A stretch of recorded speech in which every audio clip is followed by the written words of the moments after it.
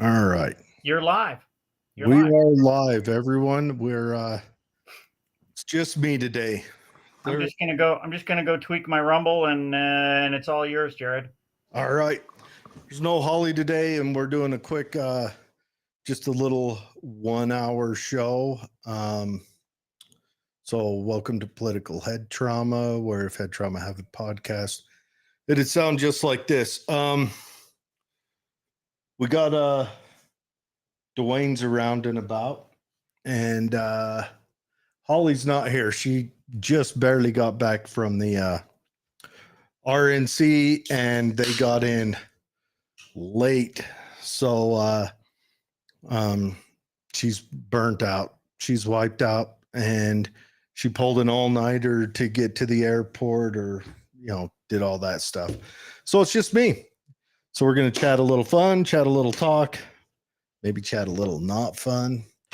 We'll see how that goes. While we do that, I will it's a range weekend, which is why we're only running a 1 hour show, because I am out there instructing today, and got to get it done. Got to get the sharing done, humana, go through all the stuff and the steps.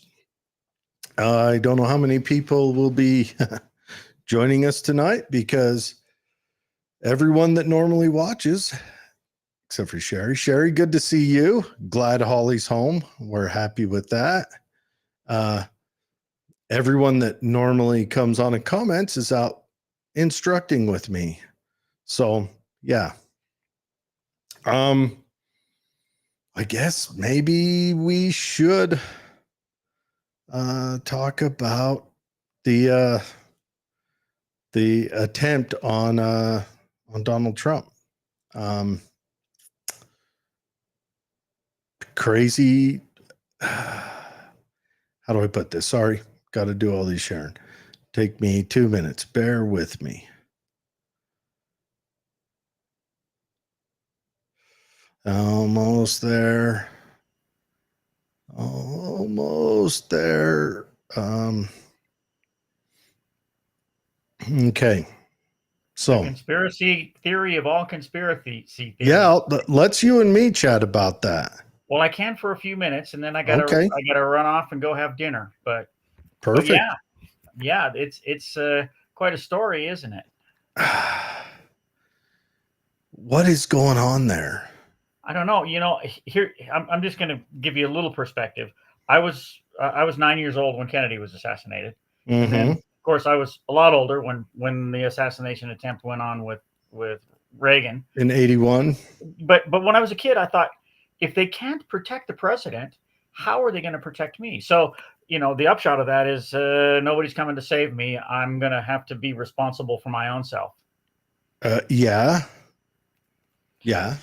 I can dig that notion. So it's like, no, we're not pulling the little joke is I carry a gun because the cop's too heavy. Well, let me tell you a story. So we're up there at the range day, and we've gone over what the range day is, but we go over avoidance. That's the first part of every class. How to avoid confrontation. Last thing you want to do is get in a gunfight. Yeah. I mean, talk about ruining your day.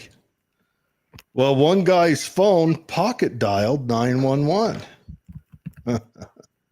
So the sheriff shows up. Everyone okay? So everyone pulls their phone out, and one guy's phone in his pocket, must have hit the emergency button.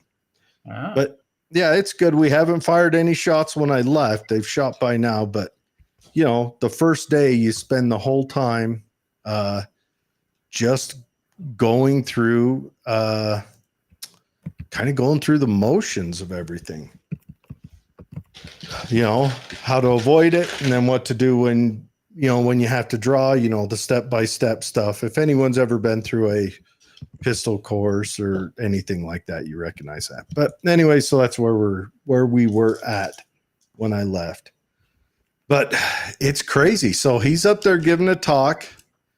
Some guy with the last name Crook opts to go in and take a shot at him.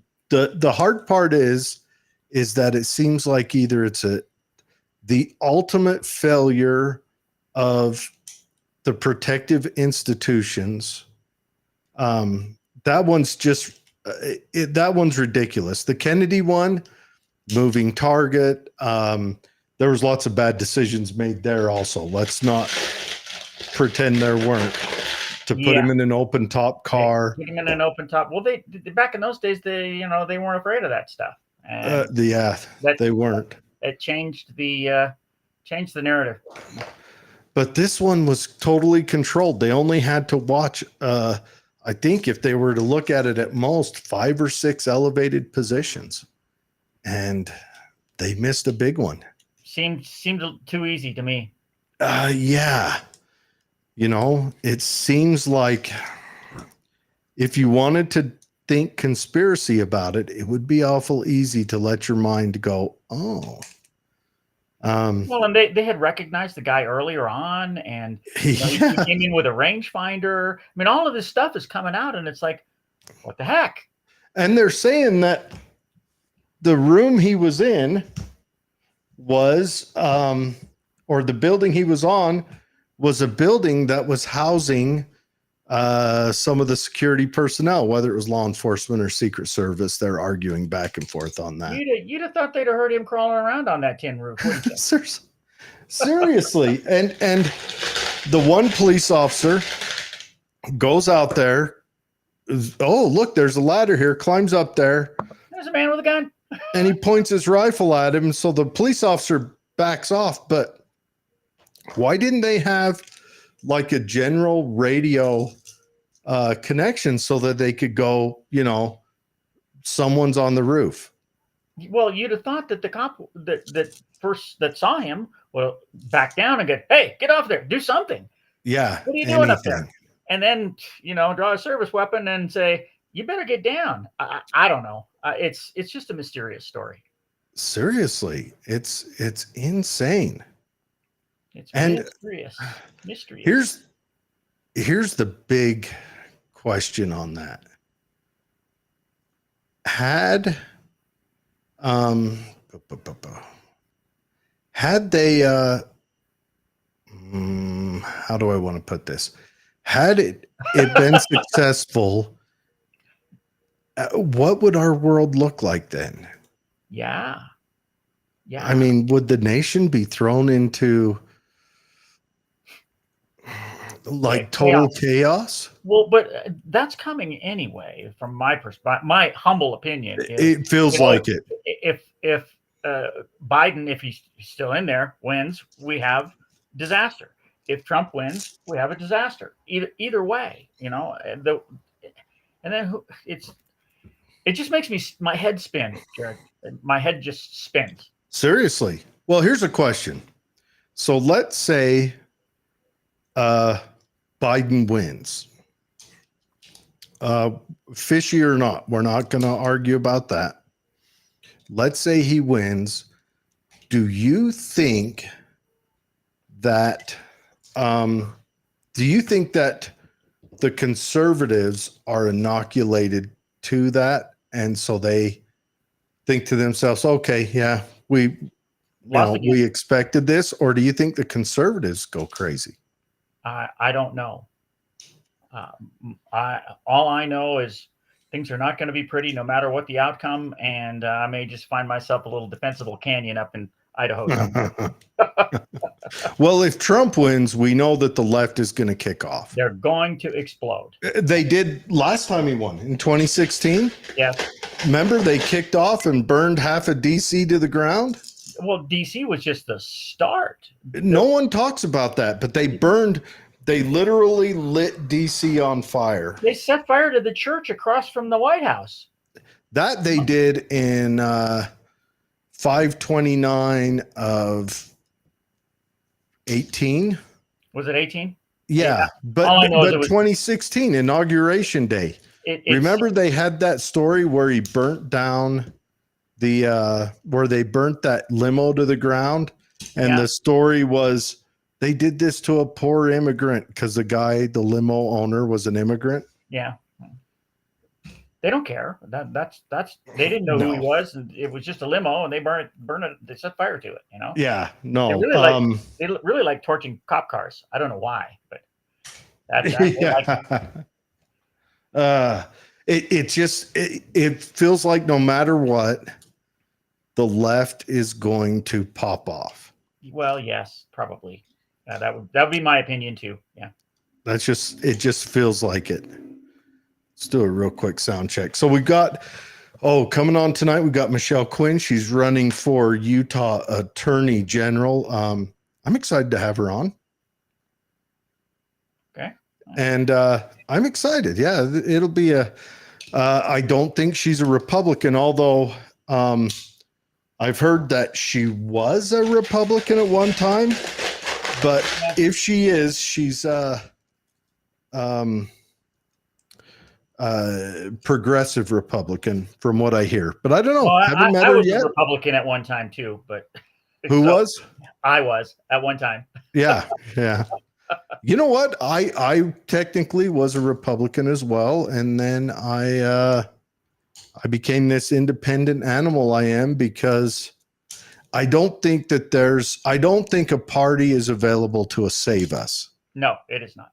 I don't think they can. It's weird. We've moved to a place where all the machinations are towards gaining more power for one or other of the parties. One or other or both. I mean, there are people who call it the uniparty. You know, they're all in cahoots. So it does seem like they work together so that they win.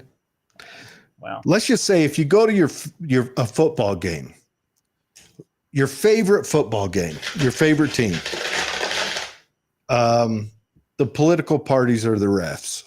They always win. They always win. Yeah. Yep. The refs never lose. But I don't know. Well, and you know, I try to think about all of this political stuff, and really, I'm a libertarian. Okay. Mm-hmm. And I used to say, well, I'm a libertarian, but I'm a small L libertarian because I draw the line at anarchy. I mean, the eventual goal of libertarianism is no government whatsoever. Yep, and that's who I am. I'm one of those who does the shopping cart test. Well, that's what I want. That's a great test, yeah. But we can't have it. In my life, I know I would function fine without a government. Yeah. It's all the other people around me who can't function without a government. And I used to say that, well, I have to draw the line at anarchy, okay? Mm-hmm. So I'm a small L libertarian. We need some government. You can't just, like you know, the shopping cart theory doesn't work. But I look around and I see anarchy. So I'm going, what's the difference? There's anarchy everywhere. And that's why I had to leave the city. I had to leave LA. You know? It's state fostered. Yes. The state right now fosters the Democrats especially foster this level of chaos and anarchy so you will run to them. You have to go to them for protection. I go, nope. So they'll gain more control. I mean, they're not protecting me. They're not protecting me. So, you know, so anarchy. So libertarian. I'm raising my hand. Libertarian. Yeah, and that's what I am. And that's where like you look at that border bill that they were trying to push so that, you know, Biden could save face. And the left right now, their argument is, why did Trump stop that? Okay, that's a fairly reasonable question. But why did Biden have to have a big spending bill to make it to where Trump had it? Well, without the spending, Trump had it. Trump had achieved that without running us into debt or robbing us blind. Well, and it wasn't really, didn't close the border. It just slowed it down. Mm-hmm. You know? And really the goal is close it. And even that's not a libertarian concept. People should be able to go and do whatever they want. We shouldn't have these borders. But, you know, it's pretty ugly out there without a border. I would argue if you have a pure libertarian, if you have a negative rights government or negative rights focused government, you don't need a border, because a government such as that offers zero services. That's right. The thing that attracts a lot of these people is government services. I mean, if anything, let's say you live in Mexico, just the ability to send your kids to an American school, as bottom of the barrel as most of our schools right now, it's still better than the average school the average Mexican child would get into. So of course, when I lived in Southern California, I would say, I've been to Mexico. I've been all over Mexico. If I was in Mexico and I were Hispanic and I were Mexican, first thing I'd want to do is get across that border into the United States. You cannot blame these people. No. But then when you start letting in, people who are drug dealers, and you bring in guns, and there's human trafficking, you got to do something about that. Yeah. Well, the guns go the other way, as Obama showed us. Yes, the drugs, that's our problem. And the reason that we have our drug problem runs coefficient to our deaths of despair problem. Yes. Not only that, but a drug problem is demand side economics. Okay. Yes. And so it just comes in because there's money involved. Okay. Seriously, if you get the money out of it, there would be no problem. And that's another libertarian thing. Somebody wants to take drugs, let them take drugs. I just happen to know that that's not a good thing, because I'm a former drug alcoholic. So I know it's not good, but regardless, libertarian would just say, you want to drink? You go right ahead. They're going to do it. I think the libertarians want to attack it on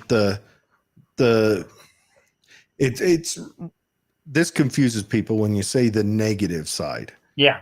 But negative rights are rights that you attain for yourself. Now, where our government has overregulated the environment and made it so that companies don't just pop up and grow everywhere, of course, you're going to have people who are in despair. Yep. There's certain places where there are no jobs that pay the living wage. There's certain places that just don't have that available everywhere. The competitive market, and people can't either start their own business to do that easy. They have to jump through a whole bunch of regulatory hoops. I mean, there's a reason India if India drops its overregulation, I believe it would be the world economic power, because it's got so many people, so much drive for innovation.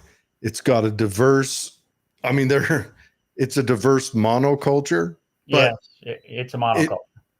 But it's highly diverse. I mean, you have different caste systems. And if they drop the caste system and their overregulation, just look up one day what it takes to start a business in India. Oh, man. That's why they come here. And here's the sad fact. It's easier to start a business in China than it is to start a business in the U.S. right now.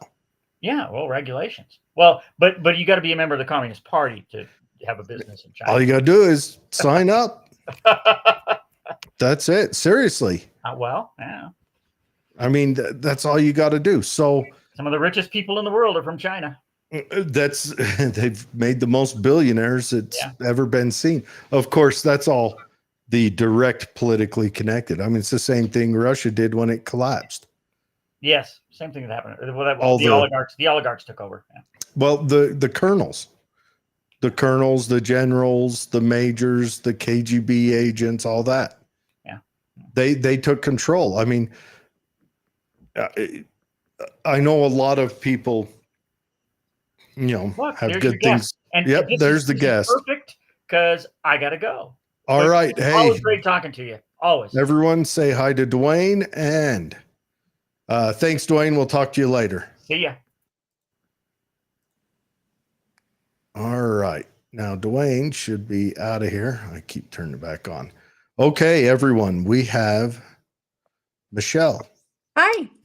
How are you, Michelle? And your last name is Quist. Am I correct? Is that how you pronounce it? Yes. Okay. We have Michelle Quist, and she is running to be the Attorney General of the great state of Utah. And we're just going to pick her brain. We're going to take about an hour and find out who she is, where she's from, what she plans on doing, if she likes to skydive or whatever, I don't jump out of helicopters. No jumping out of helicopters. Helicopters, like you'd think you'd want to fall out of. I think jumping out of a helicopter might get a little questionable. I don't jump out of them, or I don't shoot hogs out of them. We'll just put that out there for now. That I would really enjoy to do, shooting hogs out of them. I have shot out of helicopters. I was a military type police sniper at one time, and we did it for fun, and it is very hard to do. I'm sure helicopters are not they're not stable. But anyway, so Michelle, you're running for AG. Yep. Tell us about your goals. What do you what's motivating you to run? Are you running under a party, first of all? Yeah, I'm running with the United Utah Party. It's okay. Third party in Utah. Mm-hmm. Yes, I know who they are. Good. Couple of good guys, couple of dissident libertarians like myself, and then kind of people who haven't found a political home. So it's kind of a good catch-all. Or they've chosen not to home with the parties that are out there. Okay. Right? Yeah. All right. So running AG. Yeah. United Utah Party. Tell us a little bit about your motivations. Yeah, I'm tired of the decades of scandal in office. What? But would the AG's office function with? Okay, I think it should. Let's experiment. Let's see what it looks like. So, what kind of scandals have you really have your heart burn? Well, just the idea that an attorney general wouldn't prosecute certain people because they're close to the people, or they're close to the situation, or that offends me as an attorney in the state. Are you talking about the Ballard incident? Yeah. Okay. Yeah. Now, as an attorney general, what would the prosecution for Utah be towards Ballard? Well, I don't know, right? There were a few allegations. There were, various allegations. There were allegations that, the office was misusing funds, federal funds that were sent in for task forces. There were allegations that Tim Ballard was mistreating people. There were allegations that Tim Ballard was, using the OUR as a front for other things and misrepresenting what he was doing on a broad scale and in the state. There were just allegations, and they were sent to the office to be investigated, and then they weren't investigated. And I think that's wrong. No, I'm not going to call you wrong on this. I know Ballard is wrapped up with a couple of allegations. And in my mind, I'm wondering which of those I would want to rise to a point to where my state would spend money on those, because like federal funds being misused, I would think that the Fed should spend the money on that. The allegations of mistreatment, I think that should be handled on a lower court, at least initially. And, especially if that mistreatment was done outside of the state of Utah. But that's just me being protectionist over my money, because I don't like being robbed at gunpoint once a year. But if you're going to do it, don't waste it. Sure. Sure, but the attorney general is there to protect Utah voters. That is true, but I don't know, just in my opinion, because I think Ballard should be investigated. Yeah. I just don't think that's a state AG's responsibility at this time, unless Ballard used state resources incorrectly. Then I believe that's when it's a state AG's job. But that's just me being tightwad. Well, the issue isn't that the state AG should have investigated him. The issue is that the state AG has stepped in to protect him. And that is also a problem, because then again, now my money's being spent to protect a private entity, Right. which again, he's hurting me in my tightwaddiness. Right. No, you're correct. The county, these are criminal. Most criminal investigations start at the county level. The state AG doesn't do a lot of criminal things. But as far as federal funds, talking about a lot of federal funds are used in the AG's office, especially in our task forces. One of our task forces is funded 70%. Don't quote me on the percentage, but a majority of one of our task forces, at least, is funded by federal dollars. So if those funds are being misused, then there's a problem. Yeah, I would like to look into that and see kind of how obviously how that is being run. If it's being misused and whatever, I think we should definitely look into that. I mean, this is really the crux of my conversation with this.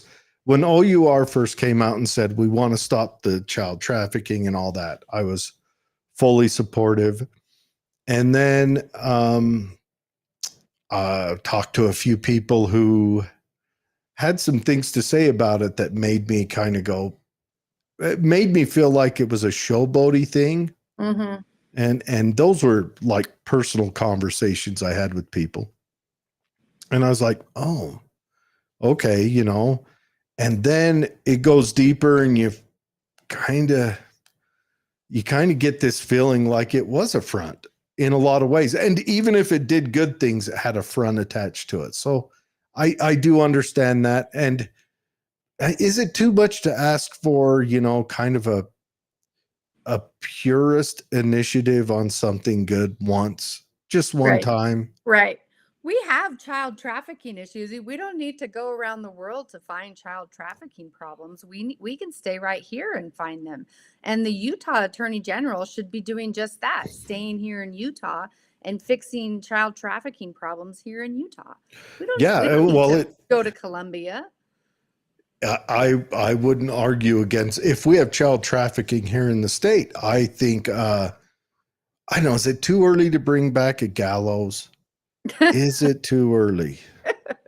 Listen, no, seriously. I'm anti death penalty.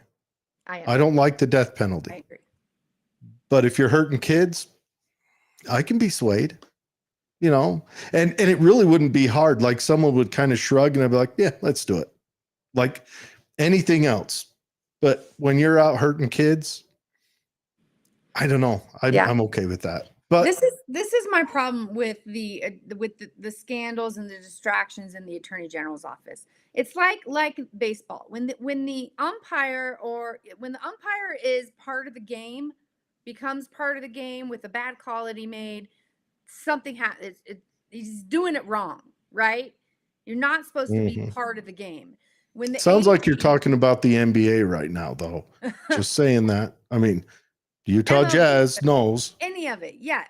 When you become part of the game because your calls are so bad, you're doing it wrong. I agree. In the headlines, when the AG's in the headlines, they're doing it wrong. The Attorney General job is supposed to be so boring that you don't even know who the Attorney General is. I just want an Attorney General who goes to work and does the legal work of the state.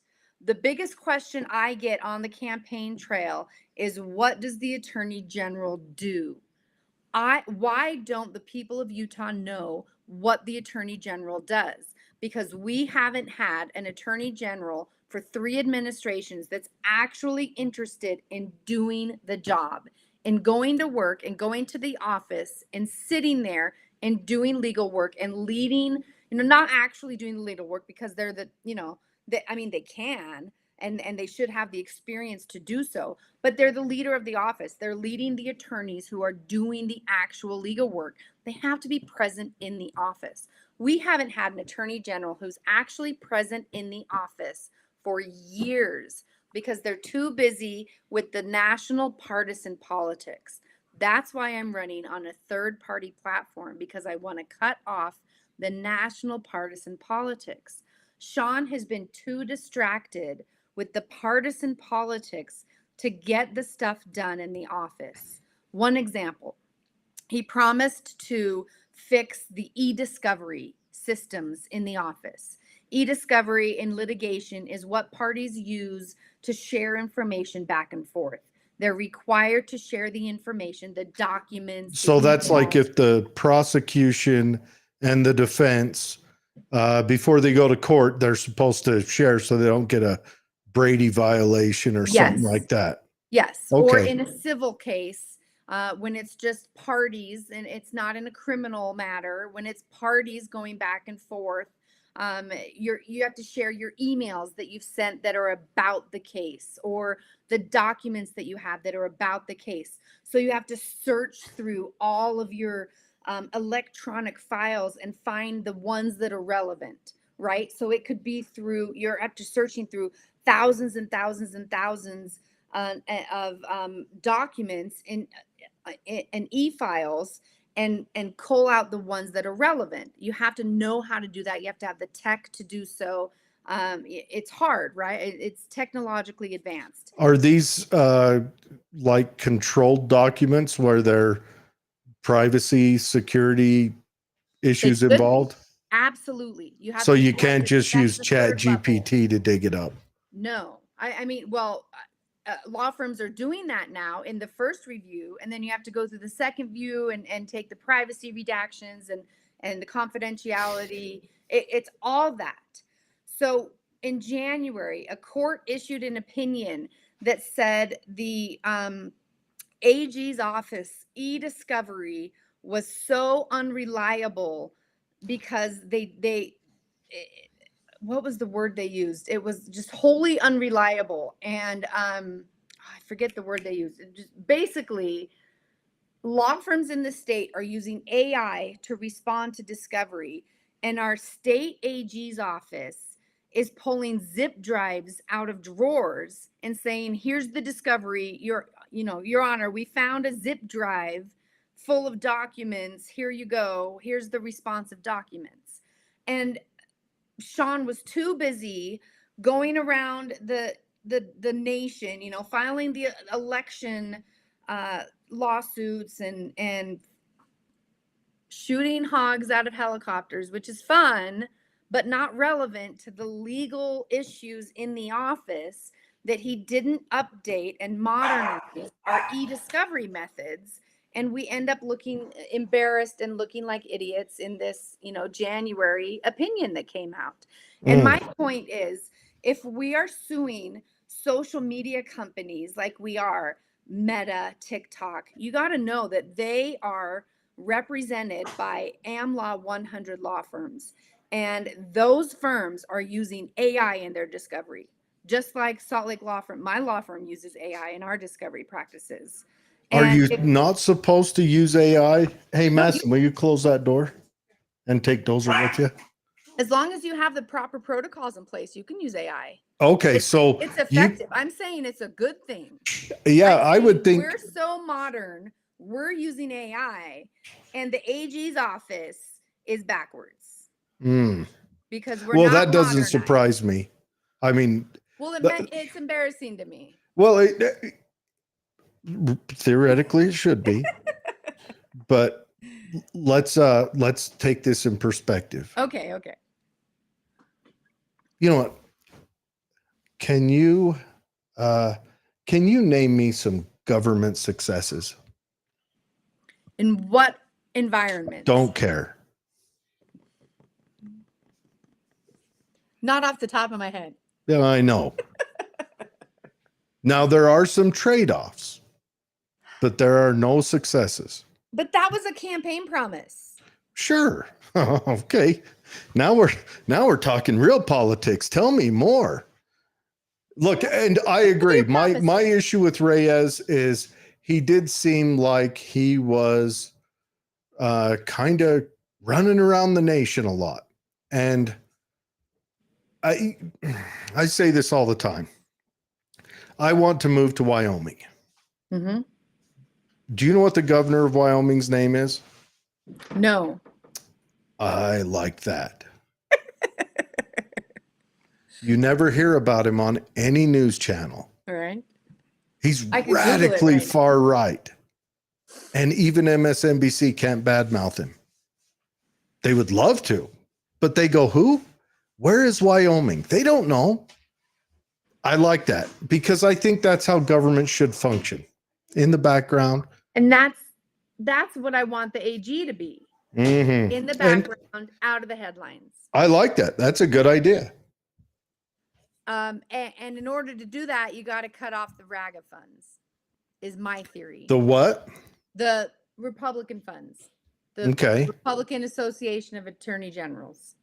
And that comes because we have a Republican Attorney General? Yeah. Do the Democrats also have the same thing? Yep. Because let me say this right now. Here, a message for my Democrat friends out there. I know that there might be a Democrat listener sometime in the future. What you guys are doing in the lawfare cases is stupid. Yep. You would be better off baking him a cake. But you keep doing this, you're just making him look sympathetic. You know, I don't vote. So I can say this stuff because yeah, I don't vote. I think both parties are, one's an old ashy dog turd on the lawn and the other one's fresh and greasy, but they're both dog turds. But I mean, I don't know, but I agree with you on that. It does seem like we're in a clown world right now. Yeah. And it's a clown world ran by the political parties. Well, and that's why I don't want the political parties in charge of our Attorney General's office anymore.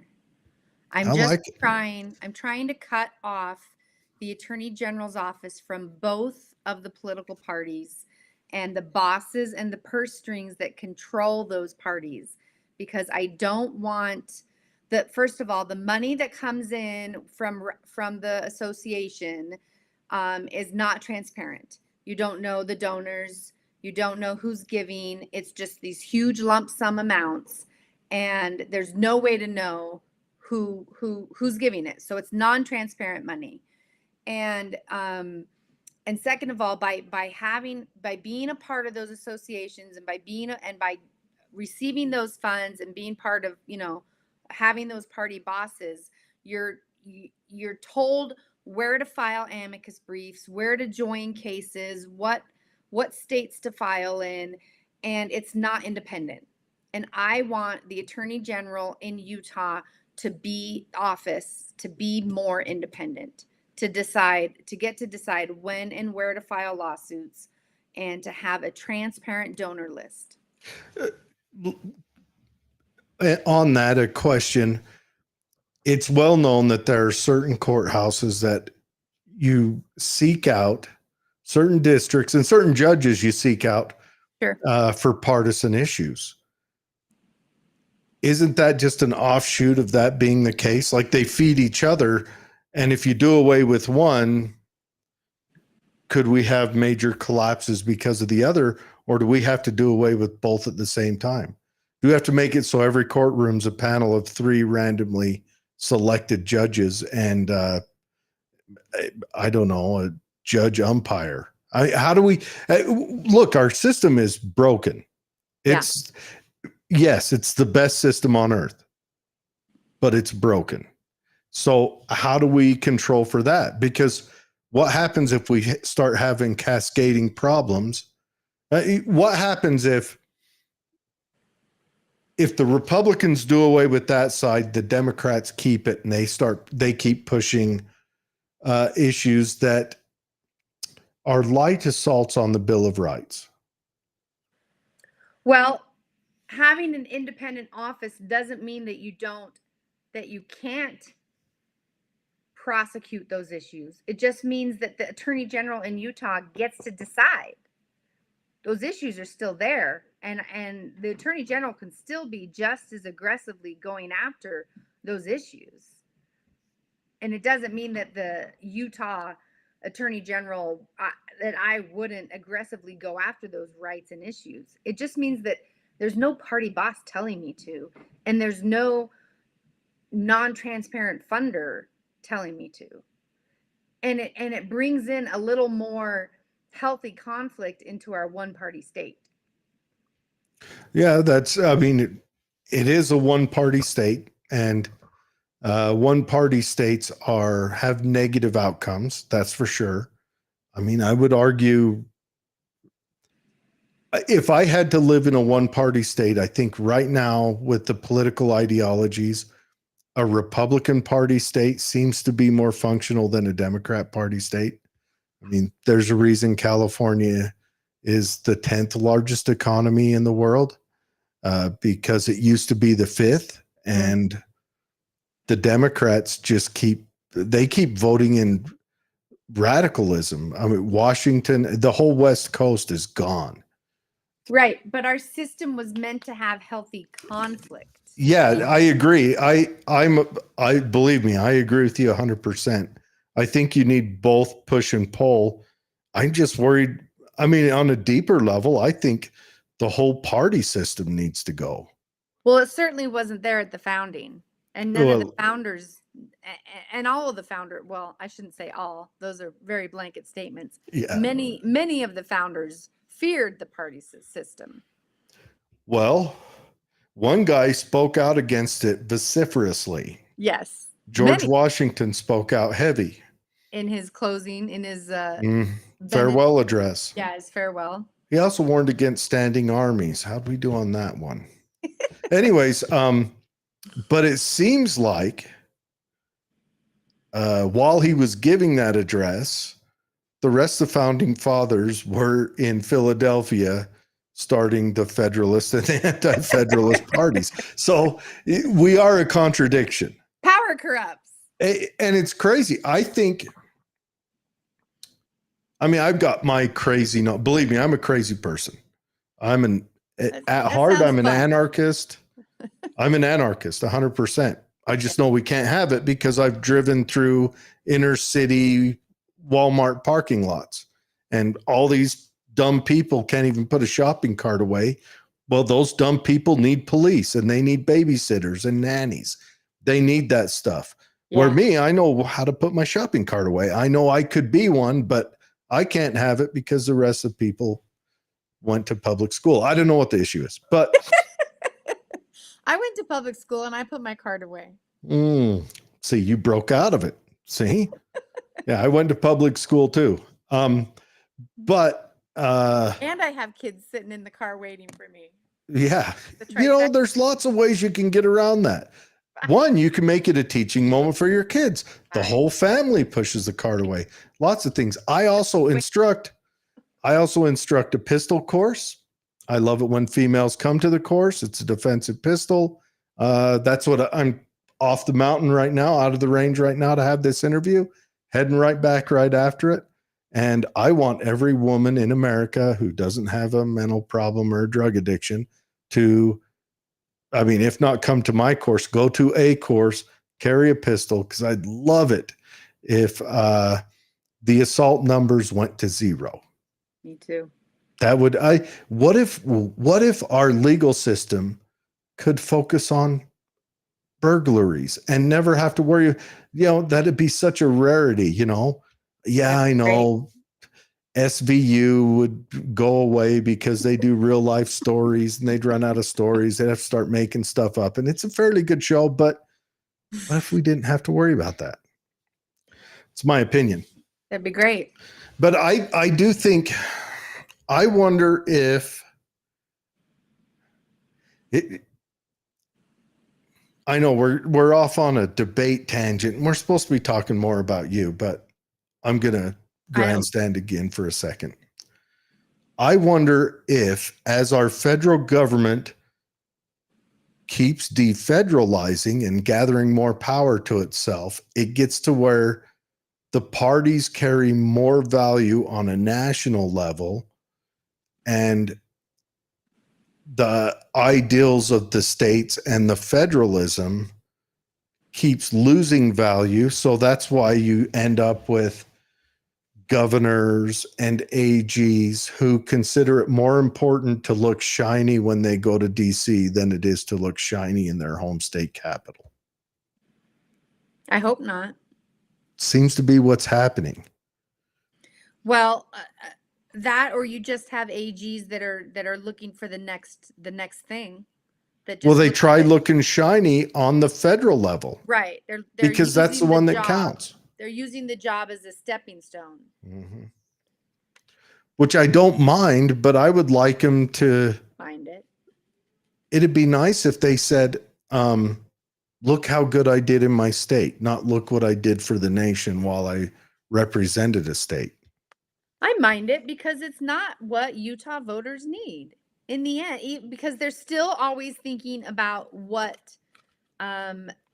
is best for them later. When I say I don't mind it, I mean, I expect people who break into politics to try to keep climbing that ladder. I do. I expect it. They're selecting a career path.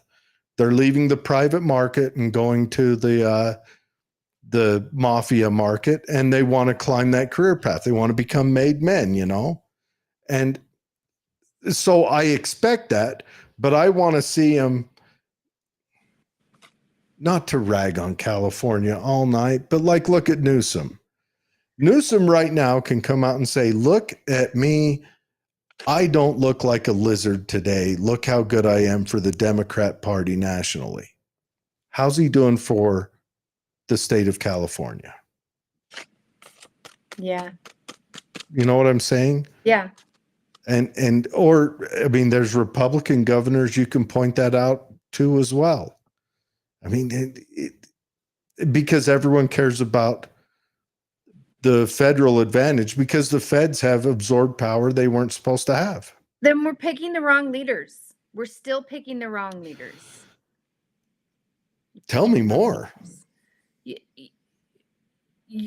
I mean, it's just what I just said. We're picking leaders that are using office as stepping stones, rather than those who are just genuinely trying to make a difference because it's the right thing to do. I agree. I mean, seems to be where we are. So, okay, back to you. So tell me about some of the other stuff. Like, tell me about some of the nuts and bolts stuff you would want to pursue for the state of Utah. Well, domestic violence is one of my policy initiatives. Okay. Really important to me. You know, in 2023, the legislature passed the lethality assessment protocol. Tell me what that is. It's somewhat of a checklist that law enforcement uses when they come up on a domestic violence call. So, you know, you can think of like the Gabby Petito call, the Gabby Petito case down in Moab, when law enforcement came up and evaluated that situation, and they ended up identifying the victim as the aggressor, right? They wanted to cite Gabby Petito because she allegedly hit Brian Laundrie, whatever his name was, even though the call had come in earlier that someone had seen him hit her. Was that little blonde girl that everyone TikToked about? That was dead a month later. Okay. Yeah. No. Okay. I get it. Yeah. Yeah. Call comes in. Somebody sees him hit her. Police come up on them. They're crying. she admits to maybe hitting him, and because of that, they want to cite her as the aggressor, but they don't. They separate them, but they don't do anything else. They don't follow up. A month later, she's dead from strangulation. Yeah. How gotta And adjust so it. the lethality assessment protocol now is more training and for law enforcement, and it's an assessment and kind of a checklist that allows the law enforcement to evaluate victims and aggressors and kind of go underneath the psychology of victimhood and assess really what's going on and if it's safe for the victim to stay there, and who has custody and where they can go, and all of these different factors of the situation. And that would be a super tough case because they were both doing the van life thing at the time. Yeah. No, I get that, because she was probably a people pleaser, a very accommodating person. So he's over there being argumentative with the police. No, I didn't do that. No, I didn't do that. And she's over here and Oh, you're probably right. Yeah. and so yeah, that is a tough one. And it turns out that he is he's a kid from Florida. He killed her in Yep. Wyoming or Montana. Yeah, in the Tetons. Yeah, and then ran home to Florida and To cover hung everything himself. Yeah. Okay. Yeah. Yeah, it's all coming back to me now. Yep. Okay. Yeah, no, I agree. That's a good one. I'd like to so the AG's office, would they set protocols and then fund the that? protocols are out there. I just want to make sure that the training is being done, that the law enforcement has all the resources that they need, that the law is being enforced as it needs to be, because we have there's a lot of rural counties in the state that are hard to get to. It's a big state, and not everybody has the same amount of resources and training, and things aren't all being done the same way. And so I just want to make sure that every county has the same amount of resources and training, and that we're doing things the way we're supposed to be doing. And domestic violence is definitely the toughest call for law enforcement, because, I mean, you've got two parties there that have an affinity for each other. So you become the bad guy when you take action. And it turned out in Moab that one of the officers that came to the call had his own domestic violence history. What? Yeah. Yeah. Yeah. That's another question. I am supportive of law enforcement, but I often wonder, so me as just a private citizen, were I to have a domestic violence, I would not be allowed to purchase a firearm. Why is there law enforcement that have convicted domestic violence issues still allowed to carry on with their profession? A lot of it goes swept under the rug. A lot of the hiring practices aren't consistent. A lot of the hiring is, like you're let go here, and then nothing is communicated to the next place that you go and get hired at. A lot of changes can be made, but it's an issue. That's a question I have. 1 in 3 women. 1 in 3 women in Utah will experience some form of sexual violence, physical violence, or stalking by an intimate partner in her lifetime. Well, I mean, it's, man, I wonder, look, okay, I'm going to argue both sides. One, I don't agree with someone getting a domestic violence charge when they're in their 20s, and that's something that haunts them when they're in their 40s. We need to figure out how to move people off criminal logs. Have a great expungement program. Yes. There is a great expungement program. Just or even go through processes and classes that you pay for, put some money into the state, dirtbag, and go through it. Figure something out like that. I want to see our felony convictions fall off. I have friends who are 20 years clean and packing a felony around with them forever. And I'm like, this person, not only is this person now clean, but this person is the cleanest. And they still got this felony that tracks them around. So we don't have a means of forgiveness on that side. Also, I kind of wonder if maybe on the domestic violent front, let's make it so it twilights out, but let's make the punishment harsher. Well, Maybe and those are legislative. Those are legislative issues. I know they are. But that's just me dreaming. And again, I've always said this: don't let me anywhere near government. I'd be awful at it. I don't know. You've got ideas. You can't be awful if you have ideas. You start with ideas and then you revise. Should we name some other people in history who had ideas? No. Broseph Stalin. No. Yeah. No. Yeah. Let's not. Mao Zedong had a lot of ideas, and he killed more people than anyone ever. No. I mean, so domestic violence is important to me. Yes. I have 3 office priorities: talent, tech, and transparency. So for talent, we've talked about tech a little bit. I want to modernize our e-discovery. I love it. Bringing tech in is outstanding. Yeah. It's probably why January is so tied into you. January connected us. January Walker. She's a very good friend of the show. Love her to death. She's awesome. She scares all of my ultra conservative friends because she talks about Bitcoin and blockchain and things like that. But I think it's unavoidable. I mean, let's at least get ahead of it before we have robot overlords. It's going to happen anyway. So yeah, and the state should know should have relevant laws for it too that aren't over restrictive and the same kind of thing. It's the worst to be left behind.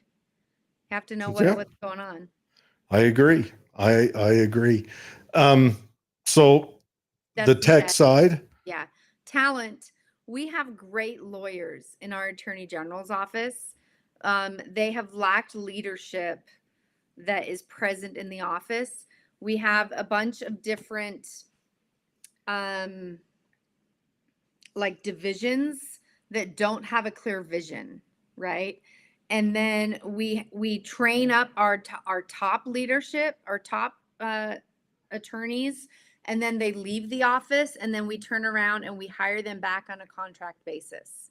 That can't be good for our state budget. I don't understand why we do that.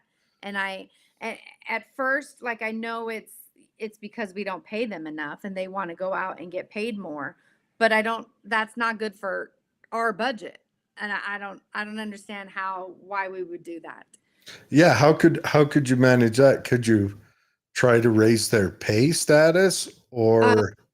I mean, we could, and I know that the office did that recently because it was so low. It was so far below market value that there was an exodus from the office about 18 months ago.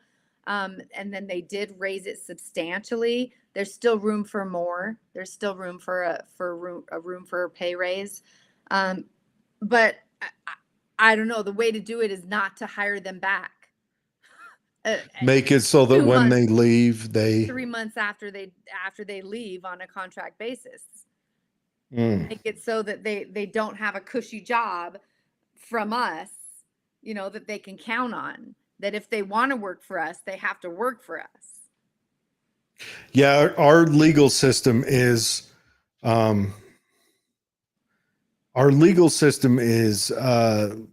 a lot of room for improvements. I remember I was talking to Nathaniel, interviewing him, and he's a lawyer. Mm-hmm. He's running for CD2 Democrat. And right now our legal system works for people who have money. Yeah. And if you don't have money, You better Really, be really really hard. good at prayer. Yeah. Because And luck. I don't even know if luck gets you through it nowadays. Like you've got to be real. You're in trouble if you don't have money and you enter the legal system. So I asked him, I says, I asked a person, a progressive, I asked him a question from the left. Here's the question. What if we capped lawyer pay? You know, made it a cap, made it this is, we'll lean in. I'm not a fan of FDR, but let's channel my inner FDR. I'll lay a quilted blanket over my legs. And what if we kept lawyers' income at a certain amount and even the board out that way? And he said that's something to think about. Now, is it something I necessarily agree with? No, I don't agree with it, but it is that something does have to be done for our legal system. And you're right. If we have the tech side would speed it up. That's one of our issues. If you get wrongly convicted of something, you're robbed at least a year before you get in front of someone who can undo that conviction. And, Oh, that's a crime in itself. yeah. And Utah has the sandbox, which is trying to use technology to increase access to justice for those who can't, who have low to moderate incomes.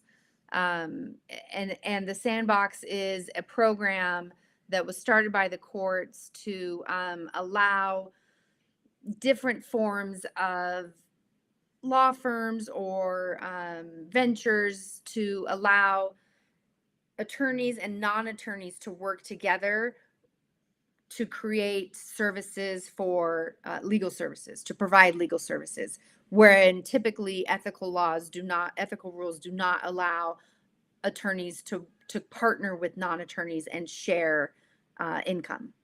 And so this program, this new program allowed these types of new ventures to create, to use technology and create these new ideas.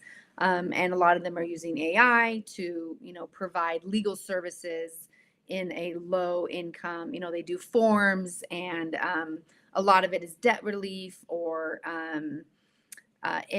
landlord tenant law. And so it's reaching that population in more of a formulaic way to provide legal services. That So not necessarily criminal actions, which I think is where we need to figure out. Yeah, I don't know if any of the service providers in the program do offer for criminal providers. I just don't know. I know there's debt relief. I know there's landlord tenant. There might be some family law stuff. I don't know who all the providers are. Yeah, no, Yeah. I But like that. I it's do because think it's the AI is offering so many different so many other avenues of, providing other avenues. So you got a kid at the door. yep. No, that's fine. He's okay. I'm very kid friendly. I think, well, I don't like people, but I get along with kids all right. They're pretty cool. He came home from camp and he's not used to my door being locked. His mom, let me in. He goes to Camp A. He has Down syndrome, and he's my little baby. So what camp does he go to? Is there like a summer camp? Yeah, Camp Costopolis is up Emigration, and they do, they have kids. They do kids with disabilities. Oh, that's fantastic. Yeah. Did he have fun? He loves it. He gets to swim and ride on horses. And, yeah, he loves it. He has a good time. That is good stuff. Yeah. No, I like that. I like that. I don't know. I get, that would be an ideal charity to start up is help out the poor people in court charity. There probably is something like that. That Yep. would make a good acronym, but I'd have to reword that. And then my third one was the transparency, because it's just such an obvious no-brainer. You know, the public calendars, the hiring decisions for top executives in the office, the budgets for top executives, and just the easiest one, the statute relating to Attorney General office requires that the annual report be published by the end of the year. You know, and that's an easy transparency thing, to file it by the end of the year, and that shows what's going on in the Attorney General's office. Our Attorney General did not file this year by the end of by December 31st. I think it was filed in May or something.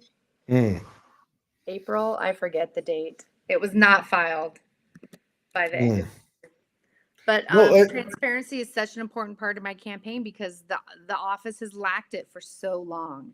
And I think, and Utah voters have not trusted this office for so long. And I think transparency would really help bridge that gap. Do you think it's, do you think maybe because you say they don't trust this office, yet they keep electing one direction? I know. Do you think it's because they're comfortable and they don't think the AG's office is, I guess, as threatening, as important to pour energy into? Because, I mean, let's face it, it's going to be a hard slog for you to get in there without having an R behind your name. And the second easiest way would be to have a D behind your name, because the corridor's starting to populate and they vote a lot more. But it's going to be a hard slog. And I think you're 100% correct. I think the party systems there have, well, okay, maybe one day I'll think of a place the party systems haven't let us down, but that is another particular place, maybe in the auditor's office. But why should the auditor even be partisan? Yeah, so that's where they haven't let it. Well, they shouldn't, but we keep fighting to make everything partisan. Pretty soon your dog catcher's going to be a partisan elected official in the state of Utah.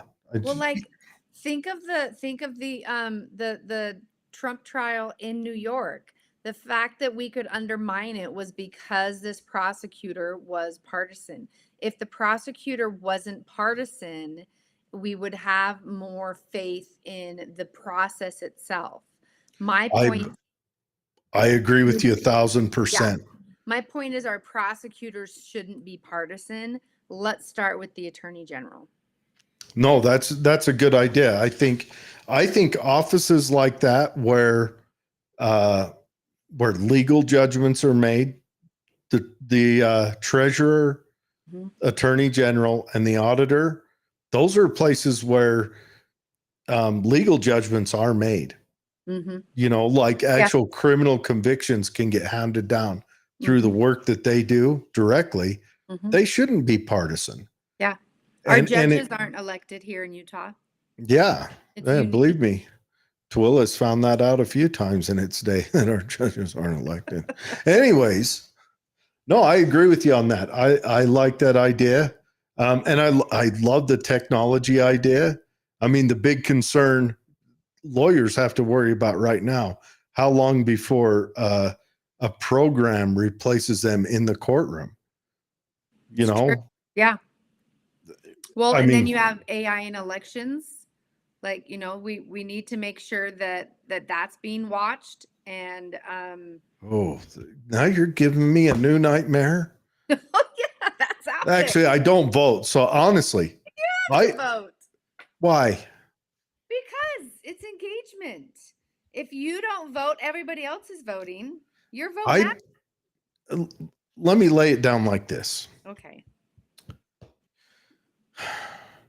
If I vote, win or lose, I'm saying I think the government is right.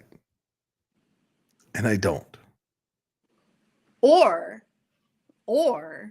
Or A vote for me is telling the Republican Party that you're dissatisfied with their stewardship over this office for the last 3 administrations.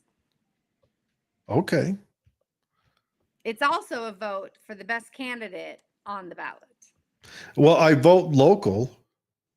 I always vote for my city and county. Oh, that's good. Yeah. So you're voting in November. You're saying you just don't vote top of the ticket?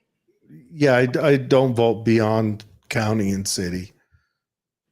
Just I haven't done it. It's local. Politics is local. Well, I'll tell you, the last time I voted for Bill Clinton. I was a private in the U.S. Army, and I voted for my commander in chief. Every time my dad hears this, it gives him indigestion. But everyone, did I tell you I was 18, 19 at the time?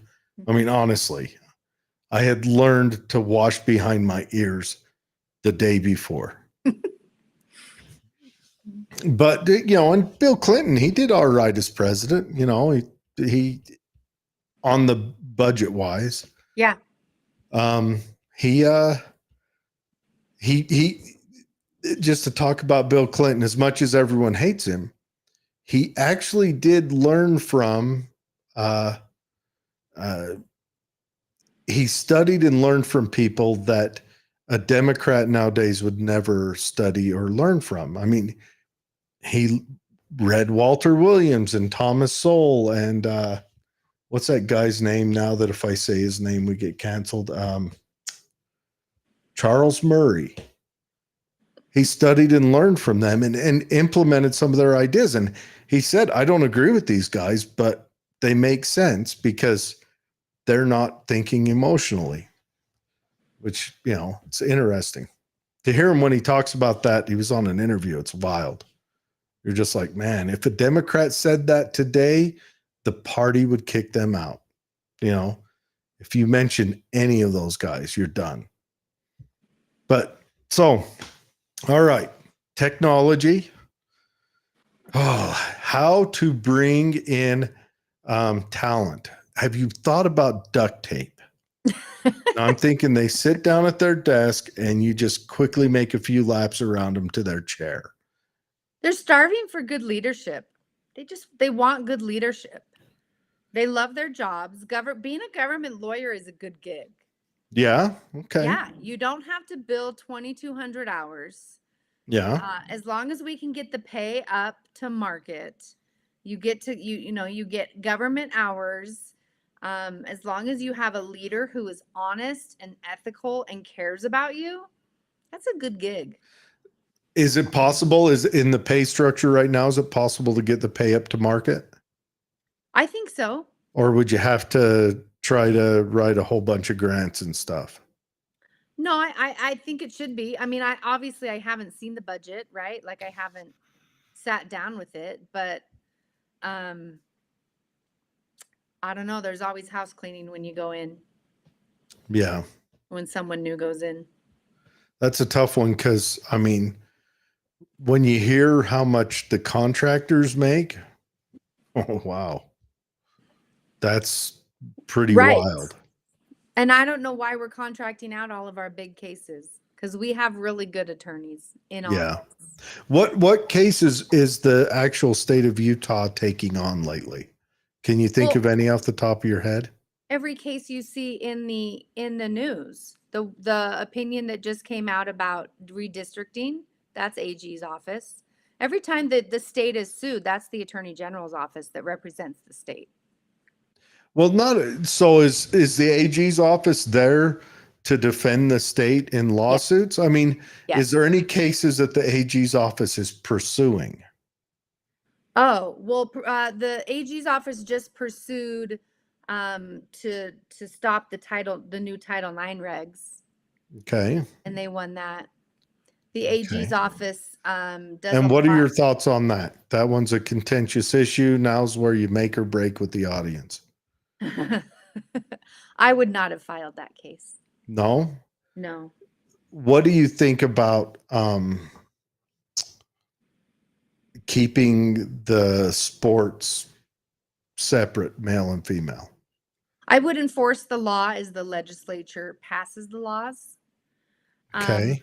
But I think there's more opportunity for the attorney general to engage with the public before unconstitutional laws or questionably constitutional laws are passed. Ooh, here we go then. Yeah. Is Title IX constitutional? Oh, well, you mean the changes to Title IX? At all? That's a whole different subject. I thought I've got a constitution right over there. We can look in it and see if, it shall If be it's the in- place of the president to say how college sports are ran. Then Yeah. we have to fast forward to see if college is in there anywhere. Yeah. You see what I'm saying? Yeah. No, that's the whole like Supreme Court. I can't say. But See I'm talking about the bathroom bill. Well, honestly, okay. I'm I'm- saying I have a problem with the monies that are spent on pursuing and defending all of these cases that the legislature, because of the bills that the legislature passes that are questionably constitutional.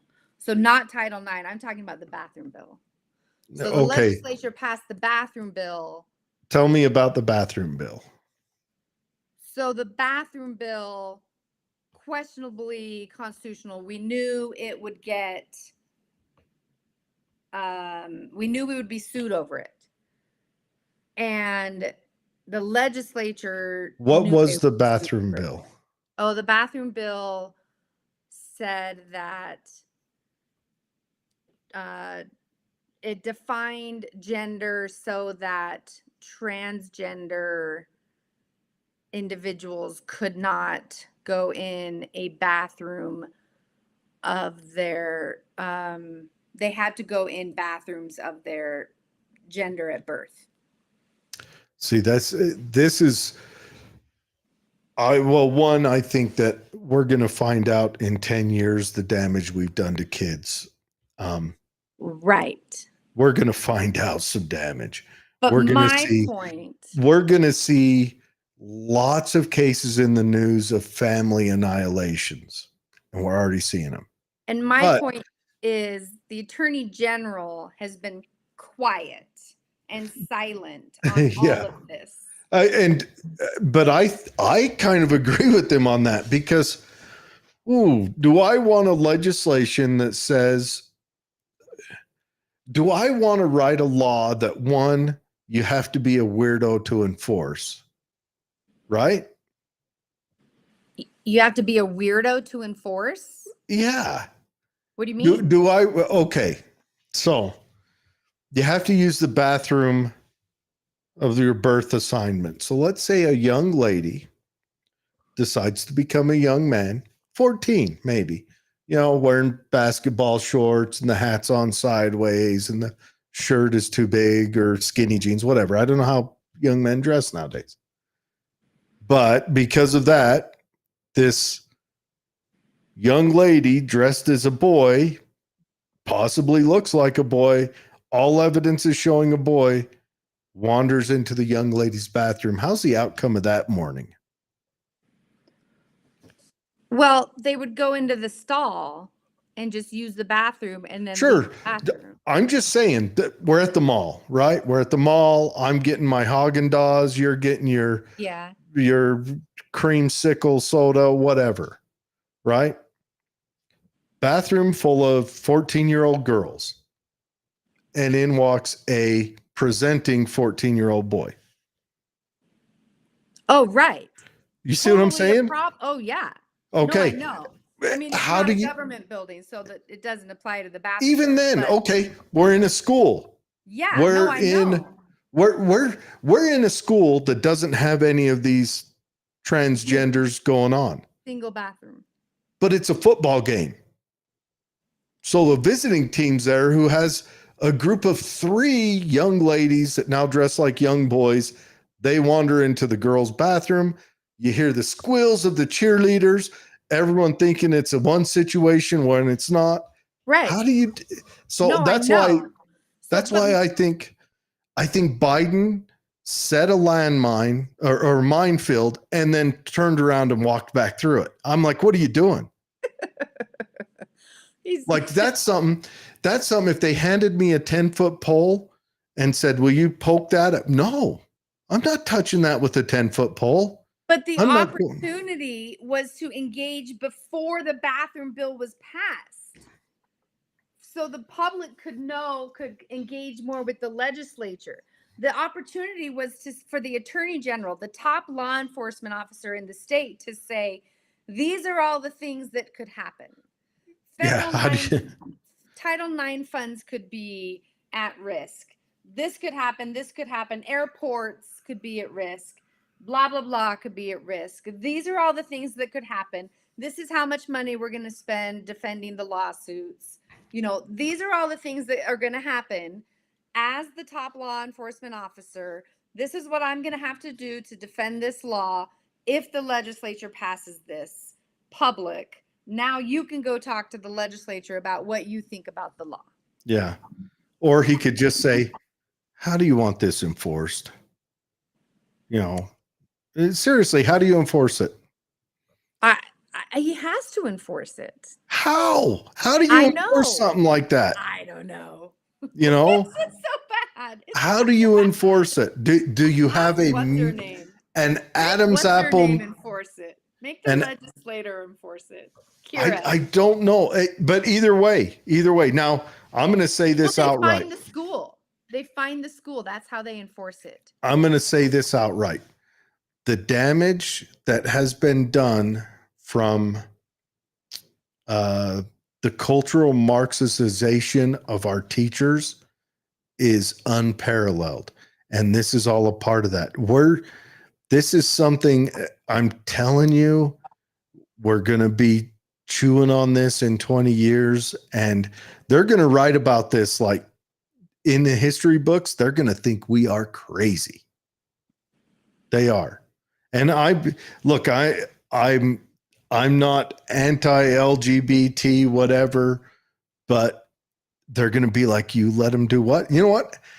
Better option.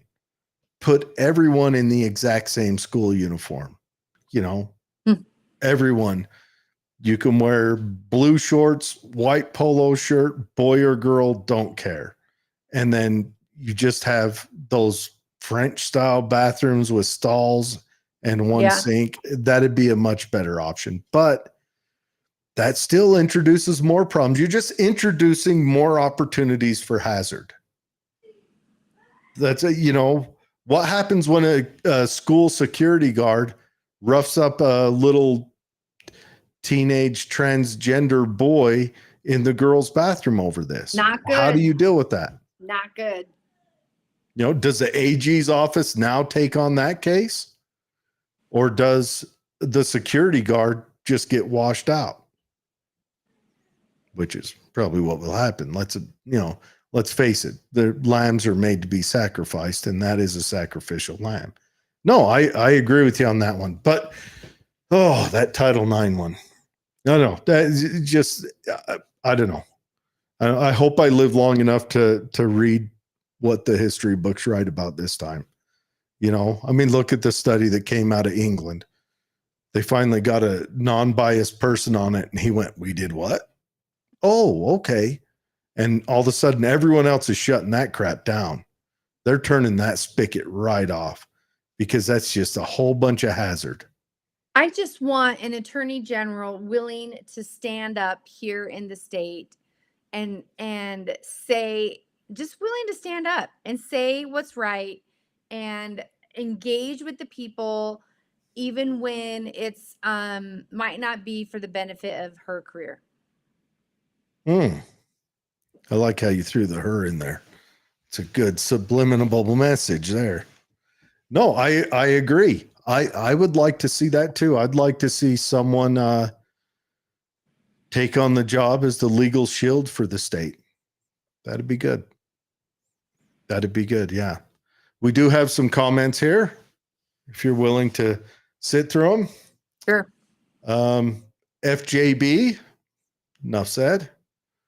Life in Cali, that was Zesty Zuzu.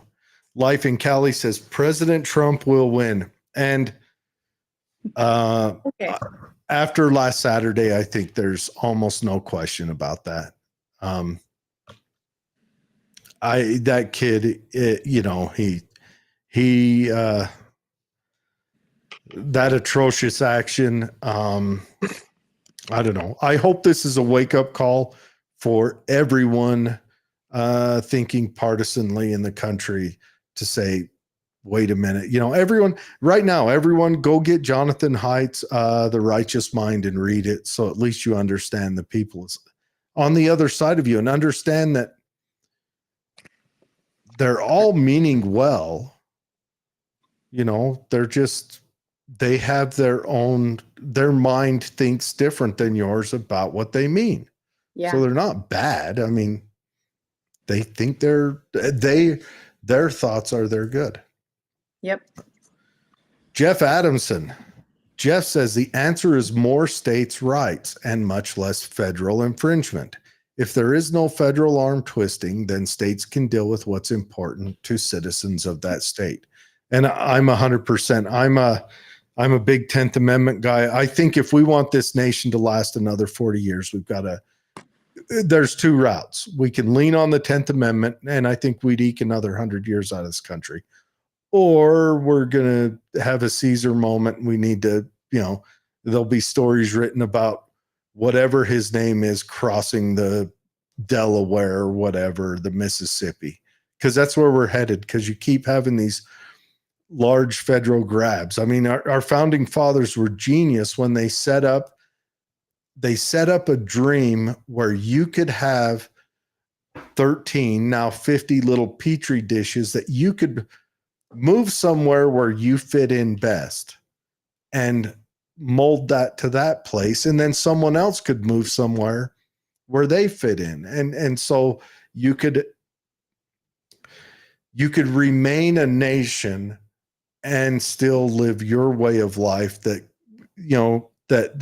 comforted you more. And the big question on that is obviously right now the abortion question. And I think the decision made by the Supreme Court to throw it to the 10th Amendment is the correct decision. So let states decide. Let it stay there. Yeah, I agree. Leave it in the states. Don't try to federalize it.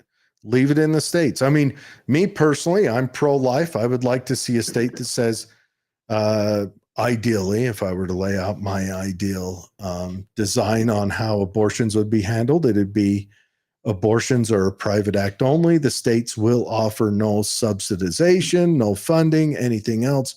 That way you pro-life people don't have to spend any of your money on something that you feel is a mortal sin, and it's a completely private thing. The state's not going to pay for the land, not going to subsidize it, none of that. And then, let it be what it is. But we can't have that. And some people want to go further than me and make it completely illegal. And I understand their drive for that. And some people want to leave it wide open. And I understand their drive for that. And the hard part is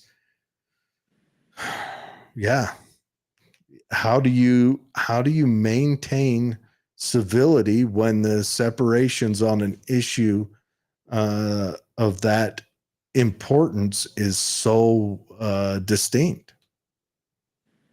So I choose to shoot the middle and leave them out. But anyways, all right, those are the comments for right now. Didn't have it. Good comments. Yeah, they were pretty good. It's going to be interesting. What do you think's going to happen after this election? Do you think we're going to see political strife? Yeah. Sad to say, I think so too. 2016, we saw a lot of violence in DC. Then obviously, 2020 had its own flavor. All of Trump's presidency was a violent matter.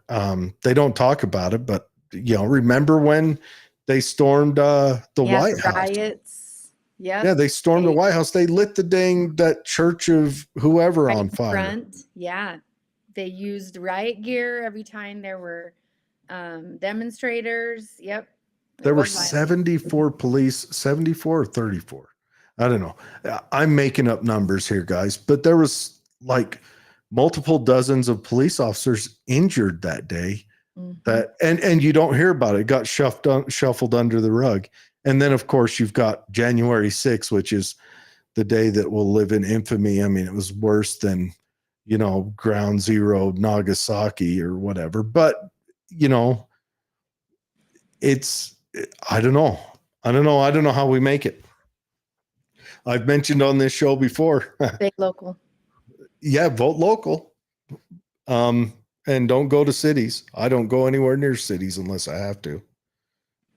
Amazon's invented. I no longer need to go to even Salt Lake. But yeah.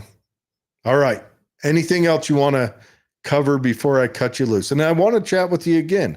It's been a great conversation. Yeah, I'd love it. Thanks for having me on. Yeah, anytime. So take us where you want to take us. I think you should vote. Okay. I think it's really important that people remember that the office, it doesn't make sense to have an attorney general that is partisan. And so a vote for a different type of candidate would reform that office to a nonpartisan office. It would send. Yet the United Utah Party is kind of an anti-party party. Yeah, it's principles based. It's principle based and not policy based. And that principle is a good government and transparency.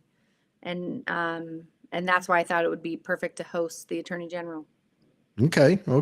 So reform the office, and a vote for me would send a message to the party who's had stewardship over this office that they're not happy with that stewardship. And a vote for me would be a vote for the best candidate on the ballot. We can talk about that next time if you want. Sweet. And also a super friendly lady. Awesome. You too. Thanks. Yeah. It's been a great conversation. Obviously, I wish you the best. Do you have any events coming up or anything else that you can draw people into to chat with them? Absolutely. My website is michelleforutah.com. I'm going to put that on the screen right now. Great. My next event is the Highland Parade on August 3rd. And in August 10th, I'll be in Alpine. And then we're going to hit Midway, and Heber will be down on Labor Day. We'll be in Parowan, and we'll be up in Brigham City on the 7th. We're going to go up to an Ogden Farmers Day. So just check out my website and you can see all those events, and would love to see people. Okay. So we got some Midway, Heber, Parowan. Yep. Scroll down a little more and you look at that lovely family. How many kids do you have? I have 7. Oh, wow. Yeah.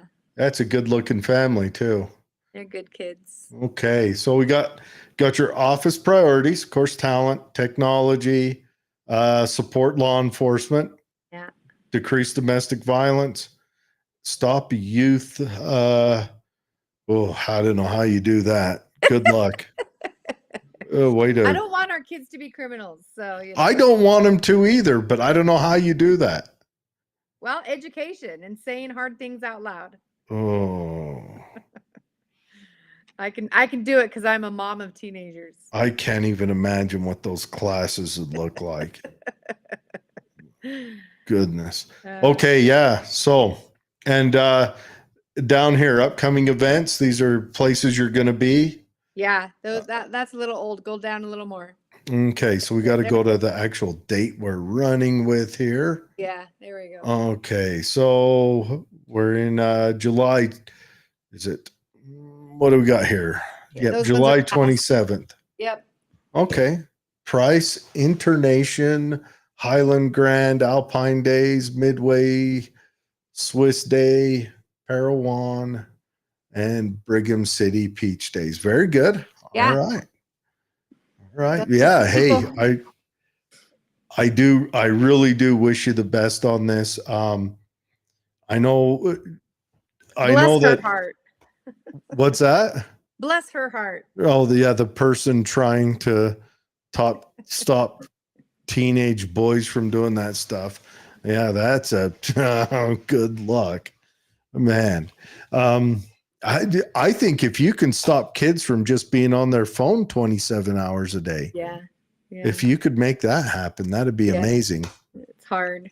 It's hard. Like I said, I'm a mom of teenagers. Yeah, well, and that's a struggle that we're in right now. Is we're in a new industrial revolution type situation. We're moving towards technology. We just had the petrodollar deal done away with. I mean, that was the thing that replaced the gold dollar. So what's going to replace it now? Is it going to be, and here's what scares me, just for a scary moment, and this would be something, if you win, to look at, is personal information going to become the new standard? Is it going to replace Bretton Woods? Yeah. Because that seems to be where all the money in our current economy lies, is in personal information. Mm-hmm. And so is that going to be the gold standard? Is a deal going to be made? Are we going to have the meta dollar, where the information is the base? The deal. Yeah, where all technological information is sold for, Fed dollars to be the base of our currency, which scares the crap out of me. Mm-hmm. But who knows? Maybe it'll be a system that works. Through the airport scanners, like, okay, guys, put your head down. We're walking through the airport. Exits. Exit. Airport. I'll go get me some little Asian guy eyes, like on Minority Report. I don't know. This world right now kind of reminds me of a collage of movies. So you got some Minority Report in there. Yeah.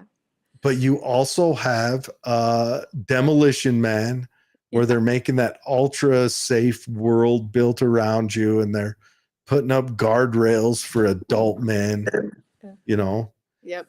And one thing I didn't hit you on, so maybe we should close out on this. What's your thoughts on, I would be remiss with my listeners if I didn't ask you your thoughts on Second Amendment. Support it. It's in the Constitution. Okay. How far would you go to defend it in the state? Well, let me say this. The Supreme Court just came out with the Rahimi case that overturned a Texas, that came out of Texas, that allows restrictions on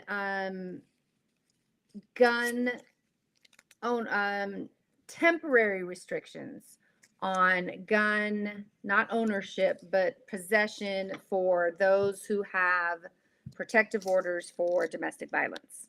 Okay. In Utah, that has always been in place. Mm-hmm. So I'm okay with that type of a restriction. Okay. I would like to see a twilight added onto there. Honestly, here's what I'd like to see. I'd like to see, okay, I'm not a fan of red flag laws, but domestic violence is a different issue, because you don't want weapons on the battlefield. And in domestic violence, a house is the battlefield.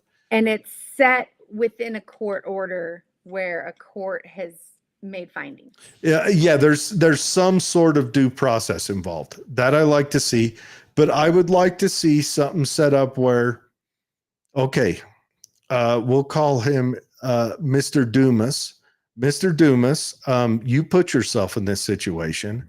Now, if you want to just give up your rights to own firearms, we will consignment sell your firearms for you. We'll have a consignment page, and we'll call it, instead of them calling and asking me to donate to the policeman's ball, the policeman's ball is paid for through the consignment page, right? Okay.